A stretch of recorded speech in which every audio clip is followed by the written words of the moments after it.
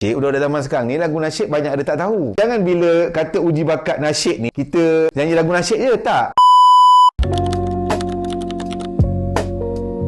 Bila kita buat uji bakat, sebenarnya pengurus kumpulan tu, pertama kita suruh budak tu nyanyi lagu apa yang dia paling tahu nak nyanyi. Jangan kita constrain dia untuk nyanyi lagu nasyid. Sebab bila kita constrain dia untuk nyanyi lagu nasyid, udah zaman sekarang ni lagu nasyid banyak ada tak tahu. Jadi kita minta dia nyanyi lagu apa yang dia tahu dan lagu apa yang dia suka. Tu step yang pertama. Jangan bila kata uji bakat nasyid ni, kita nyanyi lagu nasyid je, tak. Tapi untuk kita congkil bakat, kita nak tahu dia boleh menyanyi tak menyanyi tu, kita kena bagi je kebebasan kepada dia untuk suruh nyanyi lagu apa yang dia tahu. Lagu ABC pun tak apa.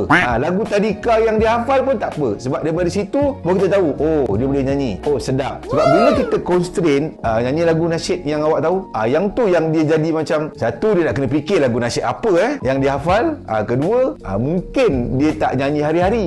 So itu step yang pertama. Maksudnya kena bagi budak-budak dia nyanyi lagu apa yang dia paling tahu dan lagu apa yang dia paling nyanyi hari-hari. Kalau lagu tu pasal cinta, cintalah. Sebab kita bukan nak tengok dia boleh nyanyi lagu nasyid ke tak. Sebab uji bakat ni kita nak tahu dia boleh menyanyi ke tak boleh menyanyi.